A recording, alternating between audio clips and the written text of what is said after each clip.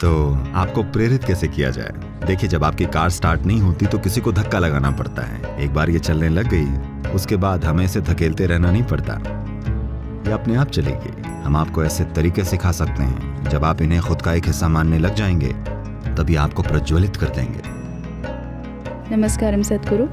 मैं जीवन में बहुत सी चीज़ें करना चाहती हूँ, पर मैं आलसी हूँ। मैं कैसे इस आलस से छुटकारा पाकर हमेशा प्रेरित रहूँ? आपको किसी के प्रेम में पड़ना पड़ेगा या किसी चीज के। अगर आपको कोई नहीं मिला तो आपको किसी चीज से प्रेम करना पड़ेगा। कोई चीज जो आपके लिए कुछ मायने रखती हो, तब आप सुबह उठेंगे। कुछ भी आपके लिए कुछ मायने नहीं रखता तो सुबह उठने की वजह क्या होगी? प्रेम कैसे हो? जब पहली बार शिव योग सिखाना चाहते थे तो उनकी पहली शिष्य, जो कि उनकी ही पत्नी पार्वती थीं, वो बहुत उत्सुक थीं उस परम ज्ञान तक पहुंचने के रास्ते को जानने के लिए, क्योंकि वो शिव को एक अद्भुत जीव के रूप में देखती थीं और वो उनकी ही तरह बनना चाहती थी। उन्होंने पूछा, कैसे? मैं कुछ भी करने के लिए तैयार हूं। शिव ने कहा, कुछ भी करने की कोई जरूरत नहीं है, बस यहां आकर मेरी गोद में बैठ जाओ।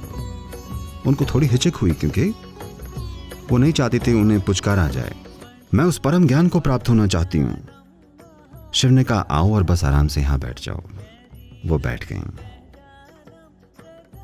शिव उन्हें अपने करीब ले आए, अपनी जरूरतों के लिए नहीं, उनके लिए।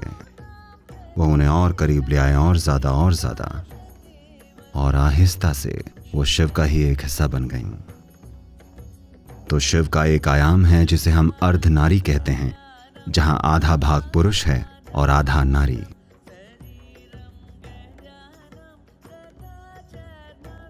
ये तस्वीरें आपको ये बता रही हैं कि that is only by inclusion, it's only by inclusion that life will blossom. समावेश से ही, सिर्फ अपने में शामिल करने से ही ये जीवन खिलेगा। अगर आपको किसी चीज को खुद में शामिल करना है तो आप में खाली जगह होनी चाहिए, है ना?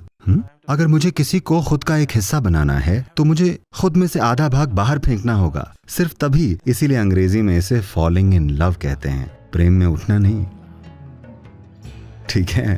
प्रेम में खड़े होना नहीं, ऊपर चढ़ना नहीं। फॉलिंग इन लव यानी आप प्रेम में गिरते हैं, क्योंकि आप जो हैं उसमें से कुछ हिस्से को गिरना होता है, सिर्फ तभी किसी के लिए या किसी चीज के लिए वहां जगह होगी। अगर आपका सब कुछ ढह जाए तो इसमें अपार जगह होगी। आप सारी की सारी सृष्टि को खुद में शामिल कर सकते हैं। नहीं तो कम से कम अगर आपका कुछ हिस्सा चला जाए तो आप एक और इंसान या सृष्टि के किसी एक और पहलू से प्रेम कर सकते हैं।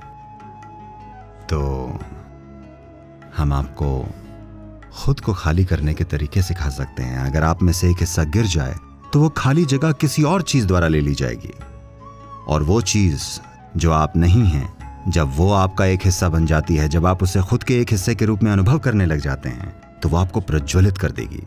क्योंकि अभी आप जिसे आप मैं समझते हैं वो आप हैं ही नहीं। वो बस विचारों, भावनाओं और पूर्व धारणाओं का एक गट्ठर है ना? वो आप नहीं हैं। तो आप वाकई जो हैं वो अब तक आपके अनुभव में ही नहीं आया है। तो आपको प्रेरित कैसे किया जाए? जब आप अभी हैं ही नहीं तो आपको आगे कैसे बढ़ाया जाए? आप अभी तक हैं ही नहीं। जो है वो बस विचारों का एक गट्ठर है, विचारों और भावनाओं का एक बादल है, और हर तरह की चीजें हैं, है ना? तो इसीलिए साधना होती है। आपको यहां आकर साधना करनी चाहिए। शुरुआत में किसी को आपको प्रेरित करना पड़ेगा। देखिए, जब आपकी कार स्टार्ट नहीं होती किसी को धक्का लगाना पड़ता है, ओके?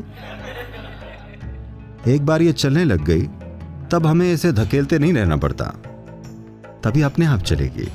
तो शुरुआत में थोड़ा धक्का लगवाने में कोई हर्ज नहीं है। हर किसी को थोड़े धक्के की जरूरत पड़ती है। बहुत कम ही लोग होते हैं जो पहले ही स्टेप से खुद को चला सकें। अधिकतर को धक्का लगाना पड़ता है, बीच बीच में एक आध किक यहाँ वहां, बाकी वो कर लेंगे।